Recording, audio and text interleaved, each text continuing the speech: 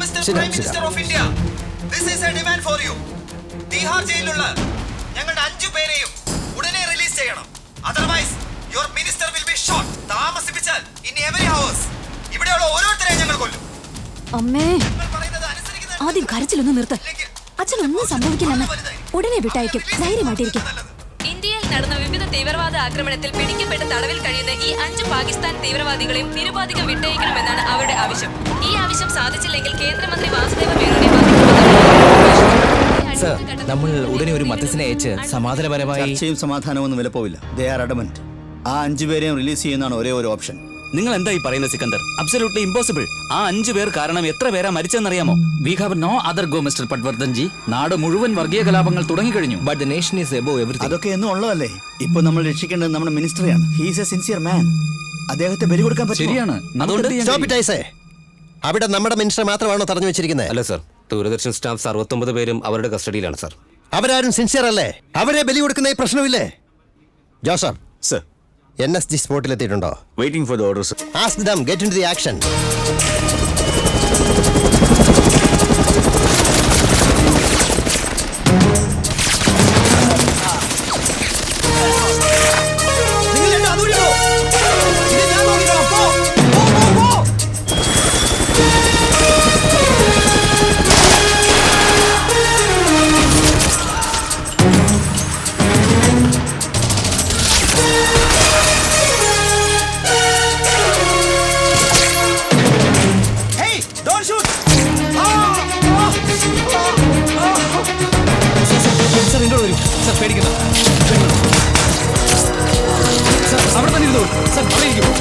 ഞാൻ അങ്ങോട്ട് വരാം. Sir, don't move sir.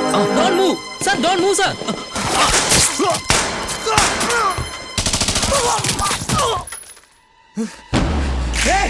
എടാ, ഈ യുദ്ധം ഇതോടെ തീരുമെന്ന് വിചാരിക്കണ്ട. നിങ്ങളുടെ രാജ്യം നശിക്കുന്നത് വരെ ഇത് തുടരും. Everyone, thank God. Don't worry, it is safe now. Pakistan ഭീകരരെ ഇന്ത്യൻ സൈന്യം കീഴടക്കി. ഇന്ന് രാവിലെ മുതൽ രാജ്യത്തെ മുൾമുനയിൽ നിർത്തിയ തീവ്രവാദി ആക്രമണത്തെ NSCയുടെ സമർത്ഥമായ ഇടപെടലിലൂടെ ചെറുത്തു തോൽപ്പിക്കാനായത് ഇന്ത്യൻ സൈനിക ശക്തിയുടെ തന്നെ നേട്ടമാണ്. തീഹാർ ജയിലിൽ തടവിൽ കഴിയുന്ന 5 തീവ്രവാദികളെ വിട്ടുകിട്ടണമെന്നായിരുന്നു നിബന്ധന.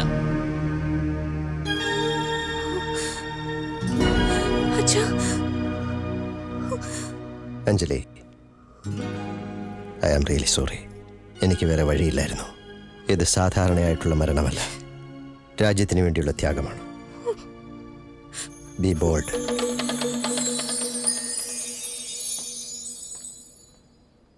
Hello viewers, I am your Anita and welcome to our show Modern Farming.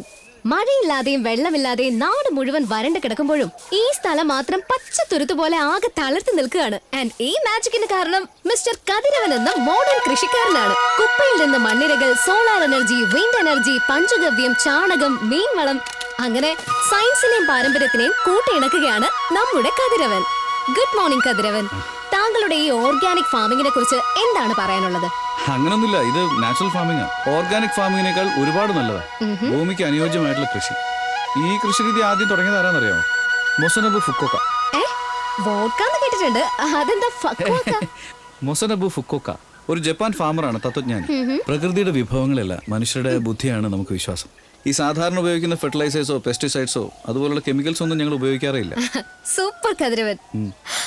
Baby corn എന്ന് പറഞ്ഞാൽ എനിക്ക് ഭയങ്കര ഇഷ്ടാ. വെറുതെ പച്ചക്ക് തിന്നാം, കഴിച്ചു നോക്കിക്കോളൂ. ഇത് ശരിക്കും അൺബിലീവബിൾ. ഇപ്പോഴെന്റെ നാക്കിലുണ്ടല്ലോ നാച്ചുറൽ രുചി ഇങ്ങനെ നൃത്തം ചെയ്യാ. ഇതെന്താ കതിരവൻ, പെയിന്റിംഗ് ടോയ്ലറ്റ് ആണോ? അത് ശരി, അപ്പൊ സൈഡ് ബിസിനസ് ആണല്ലേ? അത് കാശ് കൊടുത്ത് ഉപയോഗിക്കുന്ന കക്കൂസാണ്, പക്ഷെ കാശ് ഞാനാ കൊടുക്കുന്നത്. ഇവിടെ വന്ന് കാര്യം സാധിച്ചാൽ 10 രൂപ. വാവ്, വെരി വെരി ഡിഫറെന്റ് അപ്രോച്ച്. നിക്ക്, അതിനിടയിൽ കുറച്ച് സ്വാർത്ഥത കൂടി ഉണ്ട്. വന്നേ പറഞ്ഞുതരാം. 5 പ്രാവശ്യം പോയിട്ടുണ്ട്. മൊത്തം 50 രൂപ. വലിയ എന്തായി പറയുന്നത്? ഏത് അമ്പലത്തിൽ വന്ന് വേണമെങ്കിലും സത്യം ചെയ്യാം. വെറുതെ കള്ളസത്യം ചെയ്യണം. ഒന്ന് ചുമ്മാ 5 പ്രാവശ്യം പോയി ഇരുന്നിട്ട് 50 രൂപ ചോദിക്കുവാടാ. ഇതൊക്കെ കക്കൂസിനുള്ളിൽ ക്യാമറ വെച്ച് തെളിയിക്കാൻ പറ്റുമോ? കൊടുത്തു വിടും. എടേ പിണക്കണ്ട കേട്ടോ, നല്ലൊരു കസ്റ്റമറാ. ചേട്ടാ കാശ് വാങ്ങുന്നത് പോകണോ? പണിയെടുക്കാതെ കിട്ടുന്ന കാശ് ശരീരത്തിൽ പിടിക്കില്ല. ഞാൻ പോയി ഇരുന്നായിരുന്നു, പക്ഷെ എന്ത് ചെയ്യാം, കാറ്റാണ് വരുന്നത്. കുറച്ചു കഴിഞ്ഞ് ഞാൻ ഒന്നുകൂടി വന്ന് നോക്കാം. വന്നിരിക്കുന്നു ഒരു ഹരിചന്ദ്രൻ. ശ്ശോ. കതിരവൻ, 10 രൂപ ലാഭം. ആദ്യം നമ്മുടെ interview ഒന്ന് തീർക്കാം. ശരി ശരി പോയിട്ട് വാ. അത് ശരി, ആ 2 ടോയ്ലറ്റും എന്താ അടച്ചിട്ടിരിക്കുന്നത്? ഇതില് പകുതി പേര് അങ്ങോട്ട് അയച്ചൂടെ? അത് നിറഞ്ഞ 6 മാസമായല്ലോ. അതാ ഭദ്രമായിട്ട് അത് പൂട്ടിക്കിട്ടി അങ്ങനെ വെച്ചിരിക്കുന്നത്. ഇതൊക്കെ എന്തിനാ സൂക്ഷിച്ചു വെക്കുന്നത്? ആ അങ്ങനെ ചോദിക്കും. 6 മാസം കൊണ്ടത് ഉണങ്ങി ബാക്ടീരിയ പ്രവർത്തിച്ച് നല്ല വളമായിട്ട് മാറി. ദാ നോക്ക് നോക്കി. അയ്യെന്നല്ല, ഇതിന് സ്മെല്ലൊന്നുമില്ല. ഇതിപ്പോ nitrogen rich pure black gold, കറുപ്പ് തങ്കം. ഇത് വെറുതെ ഇങ്ങനെ നിലത്ത് വെതറിയാല് അത് സോയിൽ എയറേഷൻ, സീ ജെർമിനേഷൻ, പിന്നെ റൂട്ട് സ്പ്രെഡിങ്, അതിനൊക്കെ സഹായിച്ച ആകെ ഒരു ആഘോഷമാവും. നിങ്ങളല്ലേ ഇത്തിരി മുമ്പ് പറഞ്ഞത് സൂപ്പർ ടേസ്റ്റ്, നൈസ് അരോമ, നിങ്ങളുടെ നാക്കിൽ രുചി ഇങ്ങനെ നൃത്തം വെച്ചു എന്നല്ലേ നേരത്തെ പറഞ്ഞത്? ചേച്ചി ബ്രേക്ക് ചെയ്തേക്കട്ടെ. അതിന്റെ ഇടയ്ക്ക് അവൻ ഇന്റർവ്യൂ ഒന്നും വേണ്ട, വാ പോവാം. അല്ല പെങ്ങളെ, ഇങ്ങോട്ട് നടക്ക്. ഞാൻ നിങ്ങളോട് വരാൻ പറഞ്ഞോ? നിങ്ങൾ എന്തോ ഓർഗാനിക് ഫാമിംഗ് എന്നൊക്കെ പറഞ്ഞിട്ട് ഇങ്ങനത്തെ വൃത്തികേടാണോ ഇവിടെ ചെയ്യുന്നേ? ഇവിടെ നടക്കണം. ഹലോ നിക്ക്, ഡാ ആ ക്യാമറ ഓൺ ചെയ്യ്. കൃഷി എന്ന് പറയുന്ന ഒരു തൊഴിലല്ല. നാടിനെ കാക്കുന്ന പോലീസിനെ പോലെ, രാജ്യത്തെ കാക്കുന്ന മിലിറ്ററിയെ പോലെ മനുഷ്യനെ കാക്കുന്ന കൃഷിയും ഒരു സർവീസാണ്. ഈ മണ്ണിന് അത്ഭുതകരമായ കഴിവുകളുണ്ട്. നമ്മൾ ഉപേക്ഷിക്കുന്ന ഏത് മാലിന്യത്തെയും അത് ഉപയോഗമുള്ളതാക്കി മാറ്റി തരും. നമ്മൾ ഈ മണ്ണിനോട് കാണിക്കുന്ന നന്ദികേടാ മാലിന്യം. കാട് വെട്ടിക്കളഞ്ഞു, മഴയില്ലാതെയായി, മണ്ണ് മുഴുവൻ കുഴിച്ചു മാറ്റി, മഴ പെയ്താലും കെട്ടി നിർത്താൻ പറ്റാതെ ഒഴുകി പോകുന്നു. കൃഷി ഇവിടെ മരിച്ചുകൊണ്ടിരിക്കുക. കണ്ണി കണ്ട കെമിക്കൽസും കീടനാശിനികളൊക്കെ അടിച്ച് മണ്ണിനെ നമ്മൾ നശിപ്പിച്ചുകൊണ്ടിരിക്കുക. എന്നിട്ടിപ്പോ മണ്ണെന്തായി? വെറും വേസ്റ്റായി. അതുകൊണ്ടാണ് ഈ മണ്ണിനെ വീണ്ടെടുക്കാനായി ചൈനക്കാരും ജപ്പാൻകാരും വീണ്ടും കൃഷിയിലേക്ക് ഇറങ്ങിയിരിക്കുന്നത്. നമ്മുടെ കൃഷിഭൂമിയിൽ കുഴൽ കിണറും ഖനനവും ഒക്കെ നടത്തി മാന്തി കുഴിച്ചാലേ വേറെ വഴിയൊന്നുമില്ല. ഇതുപോലുള്ള കൃഷിരീതി പരീക്ഷിക്കുക തന്നെ വേണം. ഇതിലാണ് നമ്മുടെ ഫ്യൂച്ചർ. ബംഗാൾ ഉൾക്കടലിന്റെ തെക്ക് കിഴക്ക് ഭാഗത്ത് ശക്തമായ ന്യൂനമർദ്ദം രൂപപ്പെട്ടിട്ടുണ്ട്. മണിക്കൂറിൽ 70 കിലോമീറ്റർ വേഗത്തിൽ കാറ്റ് വീശാൻ സാധ്യതയുള്ളതിനാൽ കടലിൽ പോകുന്നതിന് കർശനമായ വിലക്കേർപ്പെടുത്തിയതായി ഗവൺമെന്റ് വൃത്തങ്ങൾ അറിയിച്ചു.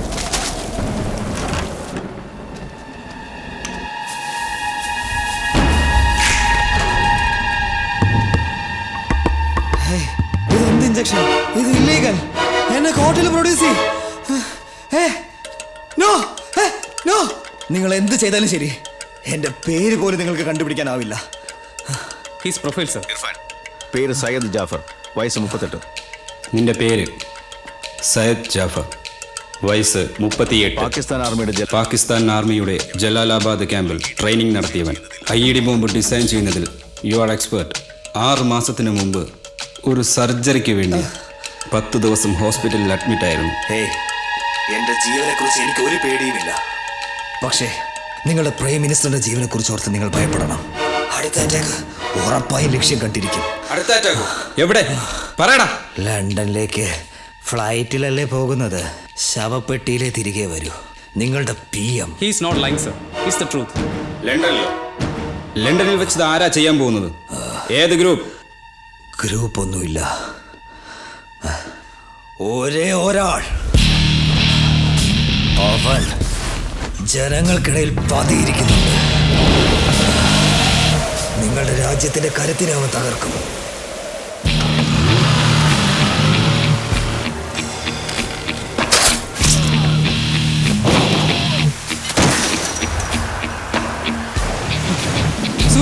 സൂരജ്, ആരെങ്കിലും അകത്തേക്ക് നോക്ക്.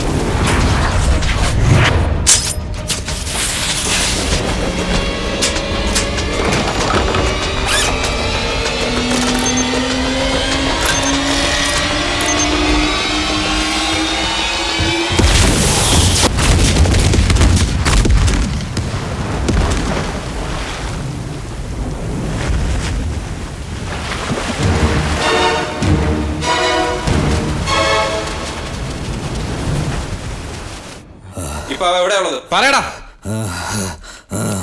ഇർഫാൻ സർ, ഒരു ഡോസ് കൂടി കൊടുക്കും. ഡോക്ടർ, ഒരു ഡോസ് കൂടെ കൊടുക്കും. വേണ്ട വേണ്ട ഇഞ്ചക്ഷൻ വേണ്ട. ശ്വാസം കിട്ടുന്നില്ല. പറയാം ഞാൻ പറയാം. അവൻ തമിഴ്നാട്ടിലാ. അവന്റെ പേരെന്താന്ന് പറ. ഞാൻ പറയാം. അവന്റെ പേര് അവന്റെ പേര് അവന്റെ പേര് പറ.